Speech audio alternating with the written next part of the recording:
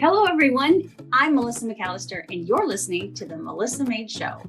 Now, for decades, I've dedicated myself to helping women break the cycle of dieting, navigate through all the fads, and change their lives through my nutrition coaching. Now, each week, I'm going to talk about everything from deep nutrition, mindset, self-care, the ideal workout routine, tips on how and why to implement intermittent fasting in your life, my favorite recipes that are not only crowd pleasers, but they're actually healthy for you, and so much more. Now, with small and consistent changes, you can defy aging while living a happier, healthier, and more heart-filled life. I'm so excited to show you it's possible with the right strategies that are so simple to adopt.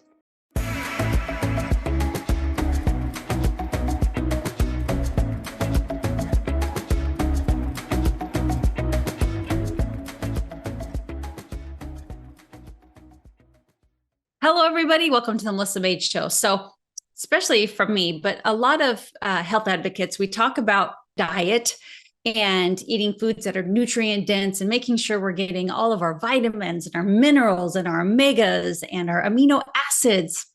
So important, but I don't know that it's ever been talked about. Certain things that can deplete the body of nutrients. So here we are telling you, you've got to have a nice diverse gut. In fact, a study from Oura et al. In 2021 states that as much as 90% of all diseases can be traced back to the health of the gut microbiome. 90%. So how important is it that the gut bugs that you have are incredibly diverse?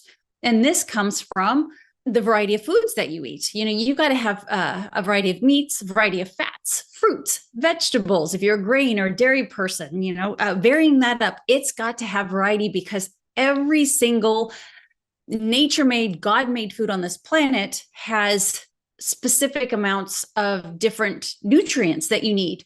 Not every food has all of the nutrients. So the more diverse your diet is, guess what? The more diverse your gut's going to be, which means you're going to be a healthier individual. So, of course, you hear me all the time, and I know you know this, to eat the rainbow, to have that huge variety, to get out of your comfort zone of eating the same foods.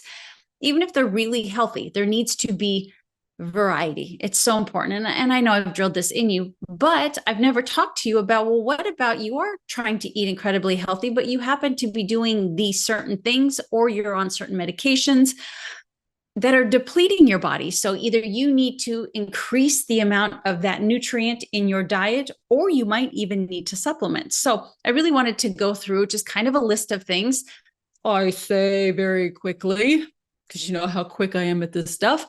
For you to listen and then to go, oh, I take that, or, oh, I could supplement with this. I think it's really important for us to cover this side of it, as well as not only what you're putting in your body to add to the diversity, but also what you're putting in your body that could be taking it away and you don't even know it. And these nutrients are important.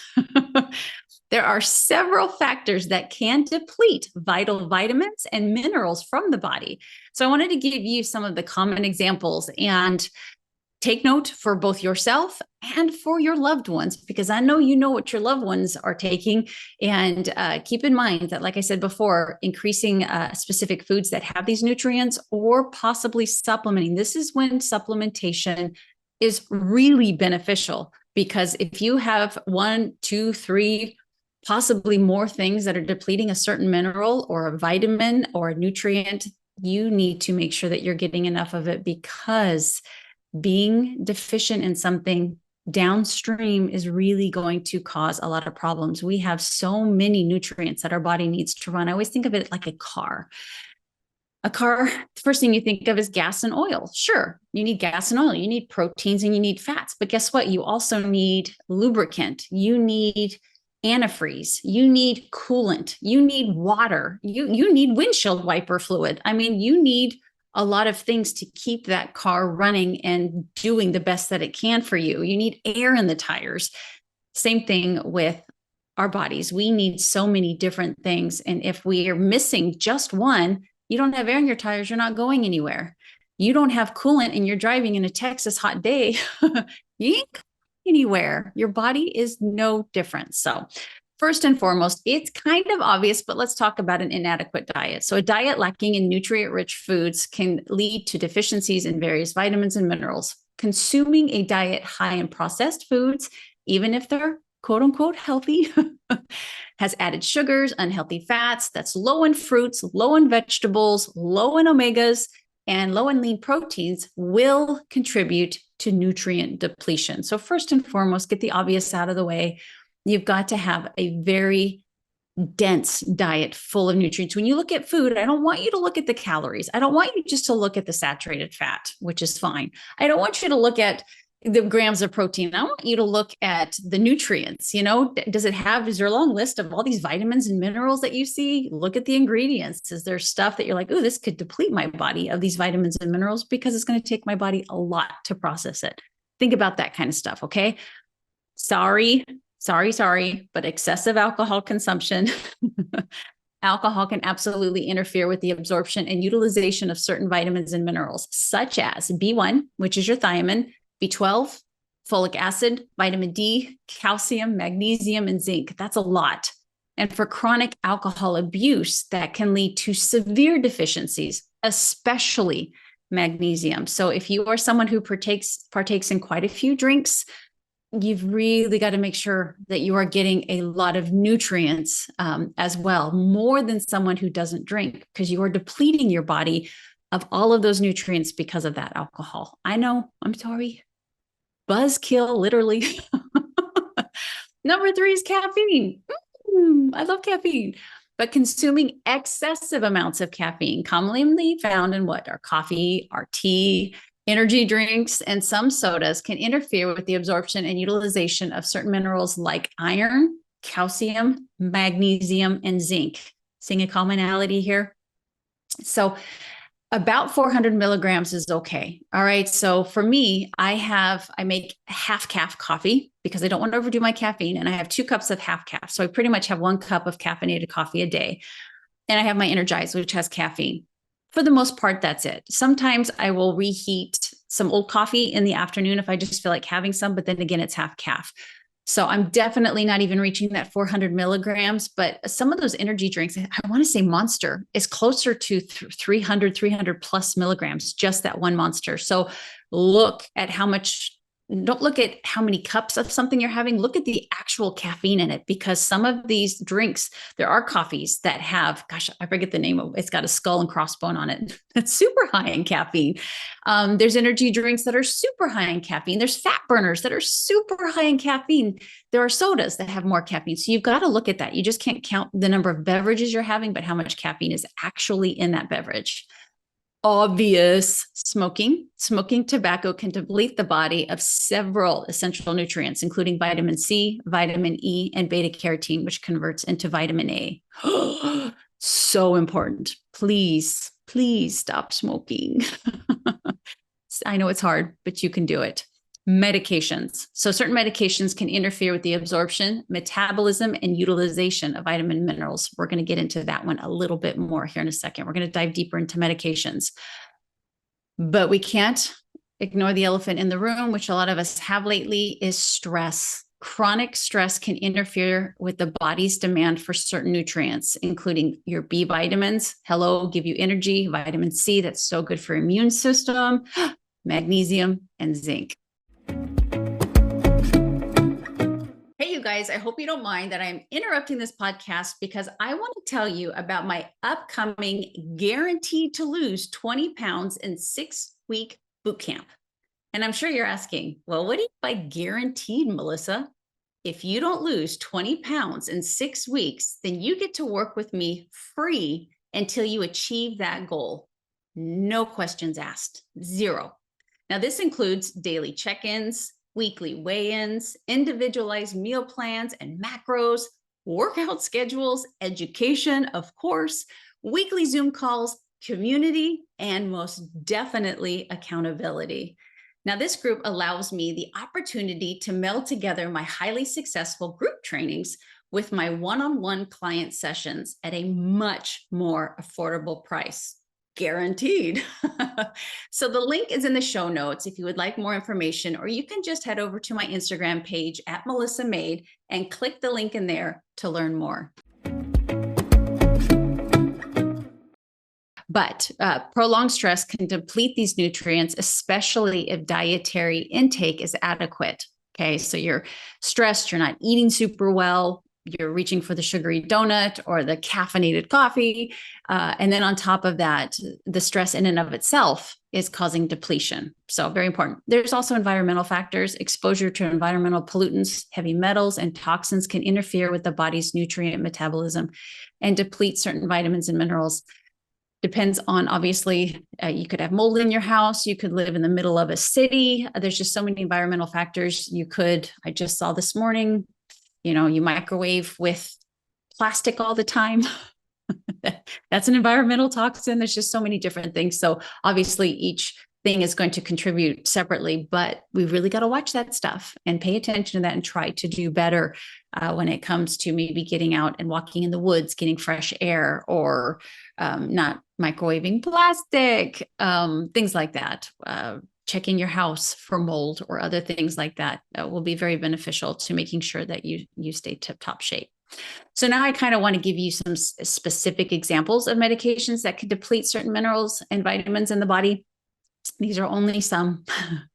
First and foremost, let's talk about I think, is it trillion? It's multi-billion-dollar industry, if not trillion. And that is the industry of statins. Statins are for cholesterol, and statin medications used to lower cholesterol levels can reduce the production of CoQ10 in the body. Now, CoQ10 is an antioxidant that plays a crucial role in energy production within your cells. Statins, I'm going to give a disclaimer at the end that these, medications for some people are incredibly important. No denying that.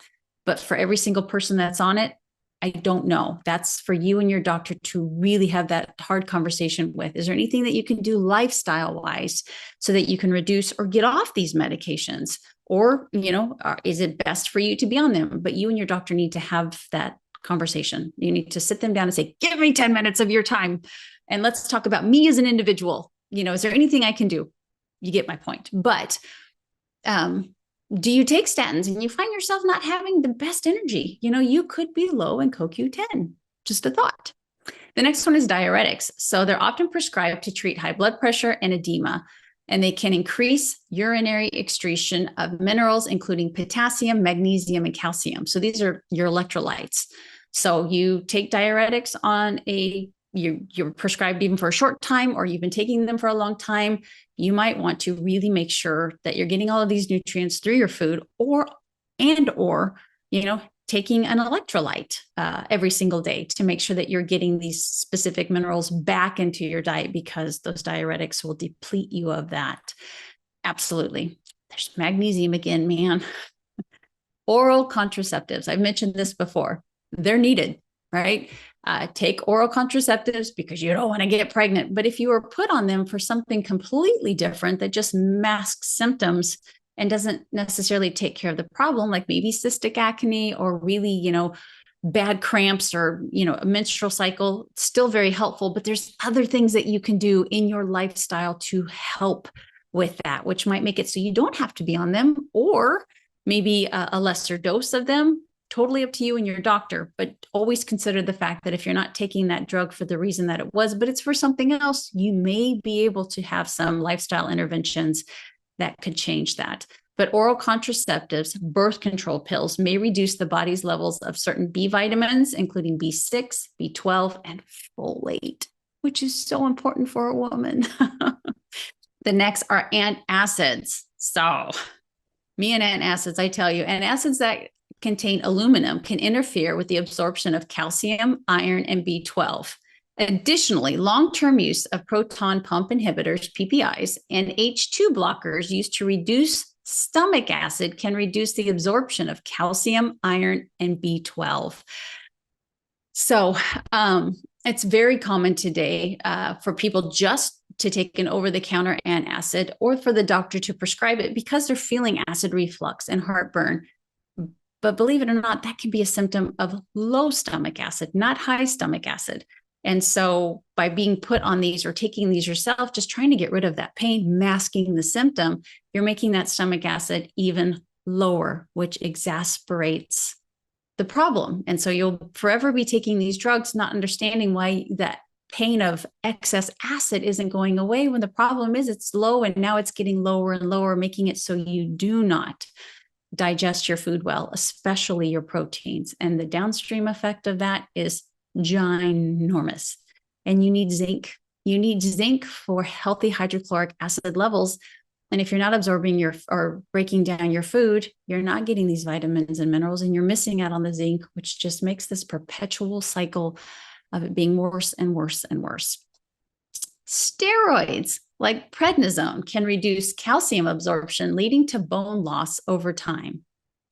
Hearing calcium a lot, right? Magnesium, zinc, calcium, I'm hearing this constantly. So are you eating foods that are high in these nutrients? If you're not, are you taking a multi or a supplement that helps get this into your system? Biophosphatates, I might be totally mutilating that. But this is used for osteoporosis, bone loss. But guess what it interferes with you absorbing? Calcium, ironically.